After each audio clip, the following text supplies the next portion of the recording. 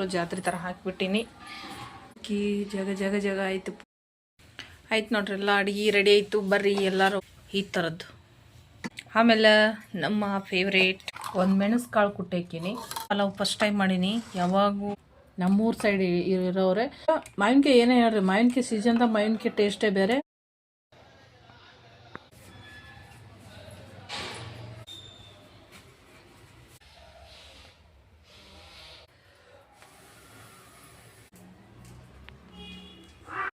Okay ರೀ, first ಹೂ ಬರೋವರೆಗೂ ಐತಿ. ಇಲ್ಲಿ ಸ್ವಲ್ಪ ಐತಿ, ಅಷ್ಟು ಡಾರ್ಕ್ ಇಲ್ಲ, ಮುಂಚೆ ಇಲ್ಲ. ಇದ್ರಲ್ಲಿ ನಾನು ಮಾಡಿ ಇಟ್ಕೊಂಡಿದ್ದೀನಿ. ಇದೇನಿಲ್ಲ ಅಂದ್ರೆ ಒಂದು 6 ತಿಂಗಳು ಬರ್ತೈತಿ ಗೊತ್ತಿಲ್ಲ. ಇಷ್ಟು ಗುಳ್ಳಿ ಹಾಕಿರೋದು, ಅದನ್ನು ಸ್ವಲ್ಪ ಕಮ್ಮಿ ಆಗ್ಯದ ಅಂತ ಅನ್ಸಾಕತ್ತೈತಿ. ನಿನ್ನೆ ಗಿಲ್ಲಿ ರೆಡಿ ಮಾಡಿದ್ರಲ್ಲ, ಹಂಗಾಯ್ತು ನಂದು. ಸುಮ್ಮ ಕಚ್ಚಿ ಪಿಚ್ಚಿ ಇದ್ದು ಬಿಡೋದು ಬಂದಿಲ್ಲ. ಬರೇ ನೈಟಿ. ಹಾಯ್ ನಮಸ್ಕಾರ, ವೆಲ್ಕಮ್ ಟು ತುಜಾ ವ್ಲಾಗ್ ಚಾನಲ್. ಎಲ್ಲರೂ ಹೇಗಿದ್ದೀರಾ? ಚೆನ್ನಾಗಿದ್ದೀರಾ ಅನ್ಕೊಂಡು ನಾನು ಕೂಡ ಸೂಪರ್ ಆಗಿದ್ದೀನಿ. ನೋಡ್ರಿ, ನಾನು ಎದ್ದೋ ಟೈಮಿಂಗು 7:30 ಆಗೈತಿ. ಅವ್ರ ತಿರುಗಿ ಎದ್ದು ಅವ್ರ ಕೆಲಸ ಮುಗಿಸ್ಕೊಂಡು ಜಾಕ ಮಾಡಿ ಪೇಪರ್ ಓದಕ್ಕೆ ಕೂತಾರು. ನನ್ನ ಕೆಲಸ ನೋಡ್ರಿ, ಇನ್ನು ಕೆಲಸಗಳೆಲ್ಲ ಆಗಬೇಕು. ನೈಟೇ ಇದೆಲ್ಲ ತೊಗೊಂಬಂದಿಟ್ರು ಪಲಾವ್ ಮಾಡು ಅಂತ ಹೇಳಿಬಿಟ್ಟು. ಇವತ್ತು ಪುದೀನ ಪಲಾವ್ ಮಾಡೋಣ ಅಂತ ಗ್ಯಾಸ್ ಕಟ್ಟಿ ಎಲ್ಲ ಒರೆಸ್ಕೊಂಡಿದ್ದೀನಿ.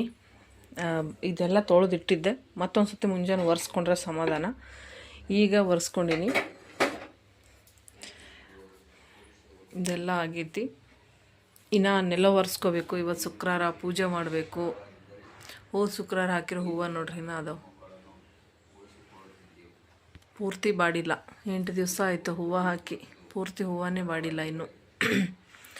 ಈ ಸದ್ದ ಎಲ್ಲ ಮನೆ ಒರೆಸ್ಕೊಂಡು ಪೂರ್ತಿಯಾಗಿ ಎಲ್ಲ ಕ್ಲೀನ್ ಮಾಡಿ ಎಲ್ಲ ಆಗೈತೆ, ಏನಿಲ್ಲ. ಮನೆ ಮಾತ್ರ ಒರೆಸ್ಕೋಬೇಕು. ಮನೆ ಒರೆಸ್ಕೊಂಡು ಪೂಜೆ ಎಲ್ಲ ಮಾಡಿ ಮತ್ತು ನಿಮ್ಗೆ ಸಿಗ್ತೀನಂತ. ಆಯ್ತು ನೋಡ್ರಿ, ಜಳಕದೆಲ್ಲ ಆಯಿತು, ಕೆಲಸ ಎಲ್ಲ ಮುಗೀತು. ನೆಲ ಒರೆಸೋದು, ರಂಗೋಲಿ ಹಾಕೋದು ಎಲ್ಲ ಕೆಲಸ ಆಯಿತು. ಈ ಸದ್ದ ಏನದ ಪೂಜೆಗೆ ರೆಡಿ ಮಾಡ್ಕೋಬೇಕು. ಪೂಜೆ ಮಾಡ್ಬೇಕಂದ್ರೆ ಹೂವು ತೊಗೊಂಬಂದಿಲ್ಲಿನ, ಈ ಹೂವು ತರಕ್ಕೆ ಹೋಗ್ಯಾರೆ. ಹೂವು ತಂದ್ಮೇಲೆ ಪೂಜೆದೆಲ್ಲ ರೆಡಿ ಮಾಡ್ಕೋಬೇಕು. ಇವತ್ತು ನಾವು ಹಿಂಗೆ ರೆಡಿಯಾಗೀವಿ, ಅಪರೂಪಕ್ಕೆ. ತುಂಬ ಅಪರೂಪ ಈ ಥರ ಸೀರೆ ಉಟ್ಕೊಳ್ಳೋದು. ಬರೇ ನೈಟಿ. ಯಾಕೆ ಇವತ್ತು ಉಟ್ಕೋಬೇಕು ಅನ್ನಿಸ್ತು, ಉಟ್ಕೊಂಡೆ. ಹೆಂಗೆ ಕಾಣ್ತೈತಿ? ಹಿಂಗೆಲ್ಲ ಕಾಣಲ್ಲ.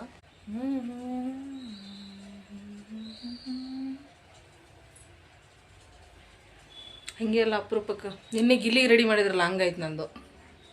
ನಿನ್ನೆ ಗಿಲ್ಲಿಗೆ ರೆಡಿ ಮಾಡ್ಬೇಕಾದ್ರೆ ಎಲ್ಲರೂ ಏನು ನೋಡಿದೆ ಗುಂಪು ಕಟ್ಕೊಂಡು ಜಾಕ ಒಡಿಸೋದು, ಬಟ್ಟೆ ಉಡ್ಸೋದು. ನಂದು ಹಂಗೈತಿ ಇವತ್ತು. ಅಪರೂಪಕ್ಕೆ ರೆಡಿ ಆದ್ರೆ ಹಿಂಗೆ ಅನಿಸ್ತೈತಿ. ದಿನ ರೆಡಿ ಆದರೆ ಏನು ಅನ್ಸಲ್ಲ. ದಿನ ರೆಡಿ ಆಗಕ್ಕೆ ಮನಸ್ಸು ಇರೋಲ್ಲ. ನಾನು ಒಂಥರ ಗಿಲ್ಲಿ ಇದ್ದಂಗೆ, ಸುಮ್ಮ ಕಚ್ಚಿ ಪಿಚ್ಚಿ ಇದ್ದು ಬಿಡೋದು. ಮುಂಚೆ ರೆಡಿ ಆಗ್ತಿದ್ದೆ ಫಸ್ಟ್ ಕೆಲ್ಸಕ್ಕೆ ಹೋಗೋ ಟೈಮಲ್ಲಿ. ಇತ್ತೀಚೆಗಂತೂ ಬರ್ತಾ 60 ವರ್ಷದ ಮುದುಕಿನೇ ಆಗ್ಬಿಟ್ಟಿನಿ ನಾನು. ರೆಡಿ ಆಗಕ್ಕೆ ಮನಸ್ಸಿರಲ್ಲ, ತಲೆ ಕೊಳಕ್ಕೆ ಮನಸ್ಸಿರಲ್ಲ. ದಿನ ಎತ್ತಿ ಕಟ್ಬಿಡ್ತೀನಿ ಹಂಗೆ. ಶುಕ್ರವಾರಕ್ಕೆ ಒಂದಿನ ತಲೆ ತೊಳ್ಕೊತೀನಿ, ಮುಗೀತು ಅಷ್ಟೇ. ಮತ್ತು ಹೊಳ್ಳೆ ಶುಕ್ರವಾರ ಬರತ್ತಾನೆ ಎತ್ತಿ ಕಟ್ಟೋದೇ. ಮತ್ತು ಶುಕ್ರವಾರ ತಲೆ ತೊಳ್ಕೊಳ್ಳೋ ಟೈಮಲ್ಲೇ ತಲೆ ಹಿಕ್ಕೊಂಡು ತಲೆ ತೊಳ್ಕೊತೀನಿ. ಓಕೆ ರೀ, ಫಸ್ಟ್ ಹೂ ಬರೋವರೆಗೂ ಎಲ್ಲ ಸಾಮಾನಾದ್ರೂ ತೊಳ್ಕೊಬೋದಲ್ಲ. ದೇವ್ರ ಸಾಮಾನೆಲ್ಲ ತೆಗೆದು ತೆಳಗಿಳಿಸಿ ಎಲ್ಲ ತೊಳ್ಕೊಬೋದು. ಅದನ್ನಾದ್ರೂ ಮಾಡ್ತೇನೆ. ಜಲ್ದಿ ಹಾಕೈತಿ. ಜಲ್ದಿ ಅಂದ್ರೆ 9 ಆಯ್ತು ಟೈಮ್. ಗೊತ್ತಲ್ಲ ನಾನು ಹೇಳೋ ಟೈಮು. ಅಷ್ಟು ಗಂಟೆಗೆ ಎದ್ರೆ ಇನ್ನೇನಾಗ್ತದೆ, ಅದೇ ಆಗ್ತದೆ. ಏನಾದರೂ ಚೇಂಜಸ್ ಕಾಣಿಸ್ತಾ ಇದೆಯಾ ಮುಖದಲ್ಲಿ? ಬಂಗ್ ಕಮ್ಮಿ ಆಯಿತು ಅನ್ಸಾಕತ್ತೈತಿ. ಒಂದೊಂದು ಟೈಮ್ ಕಮ್ಮಿ ಅನ್ನಿಸ್ತೈತಿ. ಇಲ್ಲಿ ಸ್ವಲ್ಪ ಐತಿ, ಅಷ್ಟು ಡಾರ್ಕ್ ಇಲ್ಲ, ಮುಂಚೆ ಥರ ಕಂಡಾಪಟ್ಟಿ ಇರ್ತೈತಿ. ಫಸ್ಟ್ ಏನೋ ಒಂದು ಬಳಸಾಕತ್ತೀನಿ. ಇದು ಪೂರ್ತಿ ಕಂಪ್ಲೀಟ್. ಇಲ್ಲಿ ತುಂಬ ಮಾರ್ಕ್ ಇತ್ತು, ಹೋಗ್ಯತಿ. ನನಗೆ ಅನ್ಸಾಕತ್ತೈತಿ ಪಕ್ಕ ಅದು ವರ್ಕ್ ಆಗ್ತದೆ ಅಂತ ಹೇಳಿಬಿಟ್ಟು.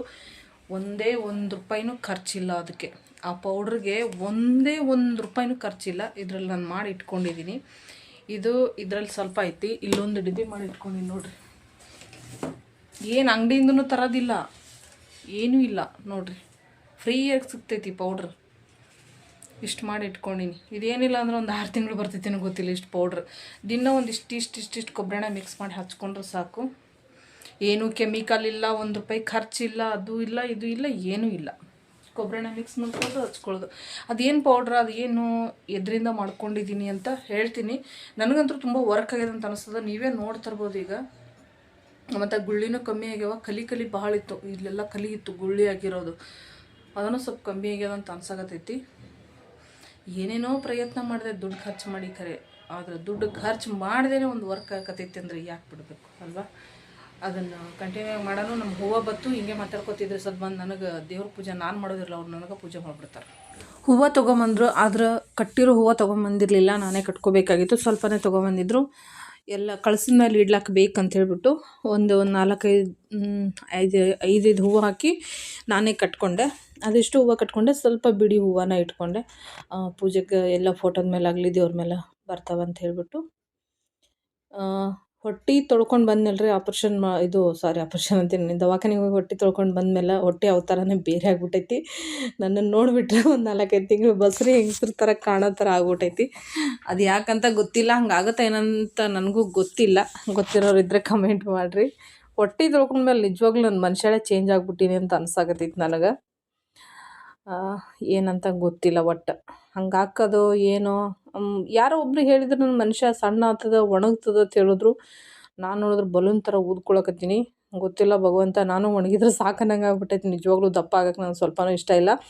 ಈಗ ಮೊದಲು ಸಣ್ಣಕ್ಕಿದ್ದಾಗ ಅವಾಗ ಹೇಳ್ತಿದ್ದೆ, ನಾನು ದಪ್ಪ ಆಗಬೇಕು, ದಪ್ಪ ಗುಂಡ್ಕಿರ್ಬೇಕು ಅಂತ ಹೇಳ್ಬಿಟ್ಟು ಒಂದು ಸತಿ ಡಾಕ್ಟ್ರ್ ಹತ್ರನೇ ಹೋಗಿ ನಾನು ಕೇಳಿದ್ದೆ, ಒಂದು ಸ್ವಲ್ಪ ದಪ್ಪ ಆಗ್ಬೇಕ್ರಿ ಹೆಂಗೆ ಅಂತ ಹೇಳ್ಬಿಟ್ಟು. ಅವಾಗ ಅವ್ರು ಹೇಳಿದ್ರು, ದಪ್ಪಾಗಿ ಏನು ಮಾಡ್ತಿದ್ದೆ, ದಪ್ಪ ಇರೋರೇ ಗುಳಾಡಕತ್ತಾರ, ಸಣ್ಣ ಆಗಕ್ಕೆ ನೀ ದಪ್ಪಾಗಿ ಏನು ಮಾಡ್ಬೇಕಂತ ಮಾಡಿ ಅಂತ ಬೈದಿದ್ರು. ಅವಾಗಿಂದ ಸ್ವಲ್ಪ ತಲೆಯಿಂದ ತೆಗೆದು ಹಾಕಿದ್ದೆ. ಆದ್ರೂ ಪ್ರಯತ್ನ ಬಿಟ್ಟಿರಲಿಲ್ಲ. ಬಾಳೆಹಣ್ಣು ಹಾಲು ಡೈಲಿ ಬೆಳಿಗ್ಗೆ ಖಾಲಿ ಹೊಟ್ಟೆಗೆ ಕುಡಿದ್ನಪ್ಪ ಅಂತಂದ್ರೆ ದಪ್ಪ ಆಗ್ತಿದ್ದೆ. ಆವಾಗ ಹಂಗೆ ಮಾಡ್ತಿದ್ದೆ. ಆದ್ರೆ ಒಂದು ಸ್ವಲ್ಪ ದಿವಸ ಹಾಗೆ ಕುಡಿದು ದಪ್ಪ ಆಗಿಬಿಟ್ಟಿದ್ದೆ. ಆಮೇಲೆ ಮತ್ತೆ ಬಿಟ್ಬಿಟ್ಟೆ. ಯೋಚನೆಗಳು ಜಾಸ್ತಿ ಆಯಿತು, ಟೆನ್ಷನ್ಗಳು ಜಾಸ್ತಿ ಆಯಿತು. ಫ್ರೆಂಡ್ಶಿಪ್ದು ಬಗ್ಗೆ ಸ್ವಲ್ಪ ತುಂಬ ಟೆನ್ಷನ್ ಆಯಿತು. ಹಾಗಾಗಿ ಅವಾಗ ಸ್ವಲ್ಪ ಮತ್ತೆ ಒಣಗೋಗಿದೆ. ಒಣಗೋಗಿ ಮತ್ತೆ ಕೆಲಸಗಳು ತುಂಬ ಟೆನ್ಷನ್ ಆಗ್ಬಿಡ್ತು. ಅವಾಗ ಕೆಲಸ ಏನಂದ್ರೆ ಈ ಕಂಪ್ನಿ ಬಿಟ್ಟು ಆ ಕಂಪ್ನಿ ಬಿಟ್ಟು ಇನ್ನೊಂದು ಕಂಪ್ನಿ ಅನ್ನೋ ಟೆನ್ಷನ್ ಆಯಿತು. ಅಲ್ಲಿ ಕಂಪ್ನಿಗಳ್ದಾಗ ಕೆಲಸ ಸೆಟ್ ಆಗ್ತಾ ಇರಲಿಲ್ಲ. ಕೆಲಸ ಸೆಟ್ ಆದರೆ ಜನಗಳು ಸೆಟ್ ಆಗ್ತಾ ಇರಲಿಲ್ಲ. ಒಂಥರ ವಿಚಿತ್ರ ಅನಿಸೋದು. ಅವಾಗೆಲ್ಲ ಏನು ಮಾಡೋದು, ಹಿಂಗೆ ಕಂಪ್ನಿಗಳು ಒಂದು 4-5 ಕಂಪ್ನಿಗಳನ್ನ ಚೇಂಜ್ ಮಾಡಿಕೊಂಡು ಕೆಲಸಗಳನ್ನ ಮಾಡ್ಕೊಂಡು ಹೋಗೋದು. ತುಂಬ ಟೆನ್ಷನ್ ಅನ್ನಿಸ್ತಿತ್ತು. ಆದರೂ ಮನುಷ್ಯ ಆರಾಮಾಗಿತ್ತು. ಬೇರೆ ಏನೂ ಪ್ರಾಬ್ಲಮ್ ಇರಲಿಲ್ಲ. ಸ್ವಲ್ಪ ಟೆನ್ಷನ್ ಆಗೋದಷ್ಟೇ. ಆದರೆ ಕೆಲಸ ಮಾಡೋದಂದರೆ ನನಗೆ ತುಂಬಾ ಖುಷಿ.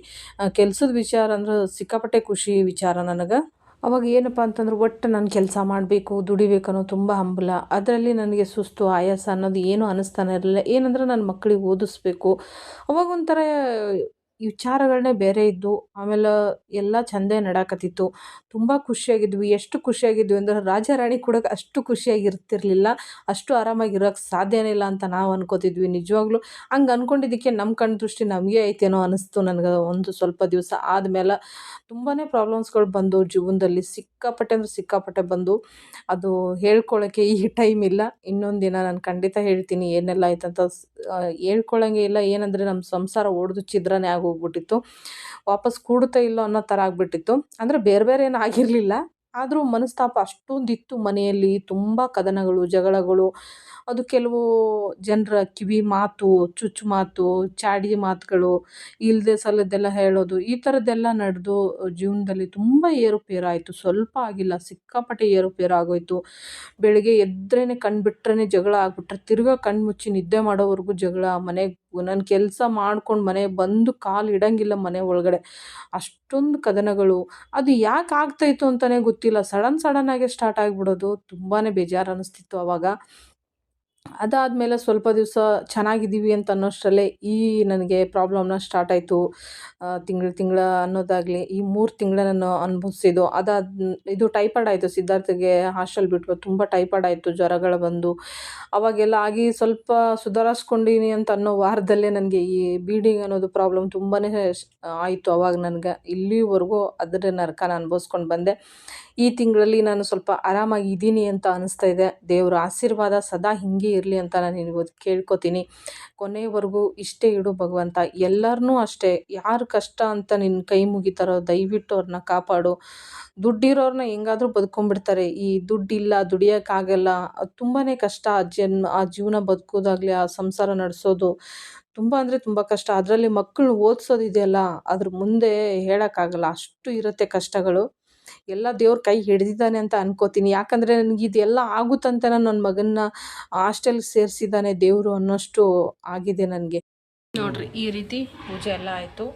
ರಂಗೋಲಿ ಅಂತೂ ಜಾತ್ರೆ ಥರ ಹಾಕಿಬಿಟ್ಟಿನಿ. ಮನೆ ಒಳಗೆ ಲಾವನೆಲ್ಲ ಹಾಕಿ ಜಗ ಜಗ ಜಗ ಆಯಿತು ಪೂಜೆ ಇಷ್ಟೊತ್ತು. ಪ್ರತಿ ಶುಕ್ರವಾರನೂ ಒಂದೊಂದು ಶುಕ್ರವಾರ ಒಂದೊಂದು ಅವತಾರದಲ್ಲಿ ಮಾಡಿರ್ತೀನಿ. ಹೋದ ಶುಕ್ರವಾರ ಹೆಂಗಾಗಿತ್ತು, ಈಗ ಹೆಂಗಾಗೈತಿ. ಓಕೆ, ಪೂಜೆ ಮುಗೀತು. ಇನ್ನು ನಾಷ್ಟಕ್ಕೆ ಏನಾರ ರೆಡಿ ಮಾಡೋಣ್ರಂತ.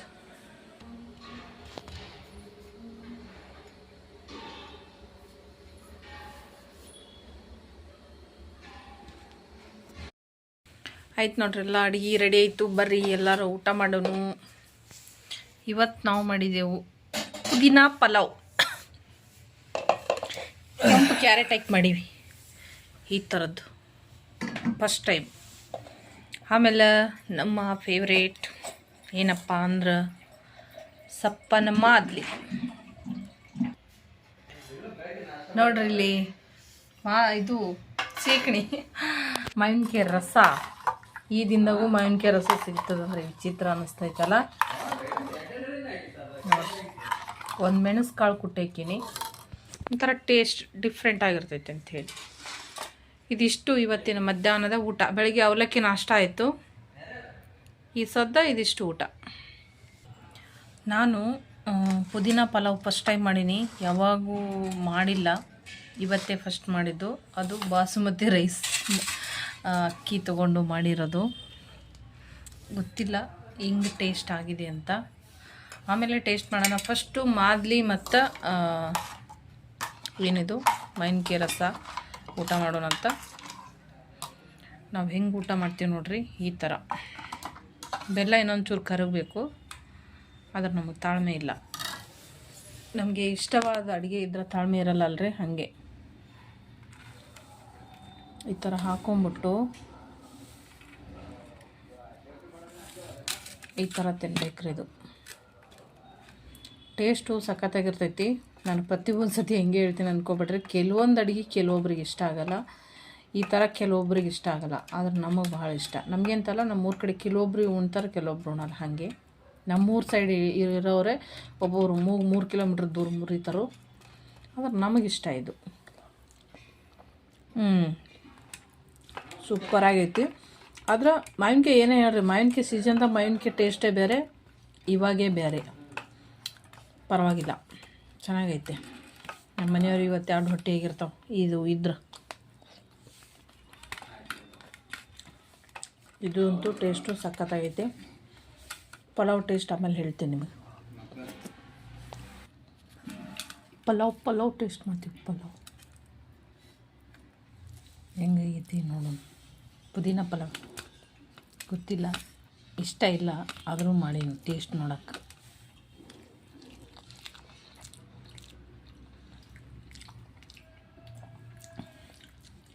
ಇದು ಚೆನ್ನಾಗಿಲ್ಲ. ರೈಸ್ ಚಲೋ ಆಗೈತಿ, ಕ್ಯಾರೆಟ್ ಟೇಸ್ಟ್ ಇಲ್ಲ ಬಾಯಾಗ. ಒಂಥರ ಸೌಳದ ಕ್ಯಾರೆಟು.